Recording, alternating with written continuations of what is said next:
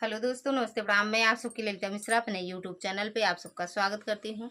अभिनंदन वंदन करती हूँ, नमस्ते प्रणाम करती हूँ। तो आप लोग कैसे हैं? उम्मीद करती हूँ बहुत अच्छे होंगे। भोले बाबा की कृपा आप सब पर हमेशा बनी रहे। जहाँ भी रहो खुश रहो, स्वस्थ रहो, मस्त रहो।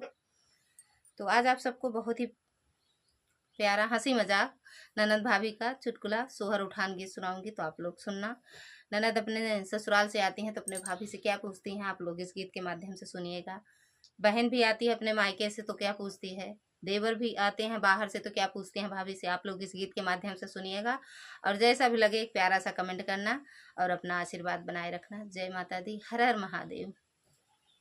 ससुरे से आवेली ननदिया तो हंसी बात पूछेली हो। ससुरे से आवेली ननदिया तो हंसी बात पूछेली हो।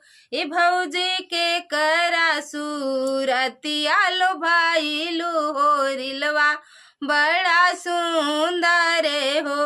ए भौजी के करा सूरतिया लो भाई लो भतीजवा बड़ा सुंदर हो। सोवत राहले आटारिया तो पिया के सजरिया नु हो। सोवत राहले आटारिया तो पिया के सजरिया नु हो। ए ननदो सपने माँ देखे ननदोइया हो रिलवा भैले सुंदर हो। ननदो सपने माँ देखे ननदोइया हो रिलवा भैले सुंदर हो। नैहर से आवेली बहिनिया तो हंसी बात पूछेली हो।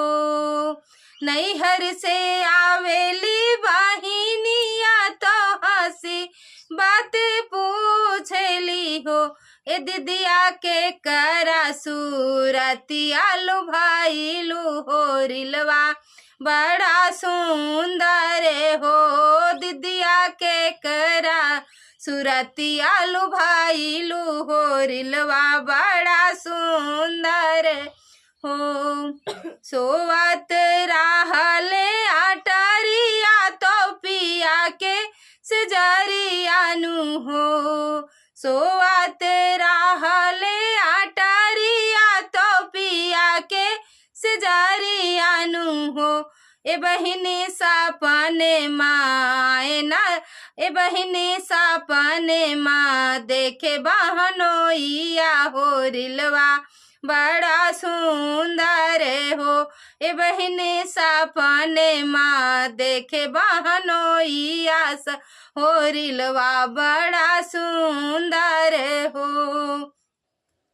द्वारे से आवेला देवरवा तो हंसी बात पूछेला हो।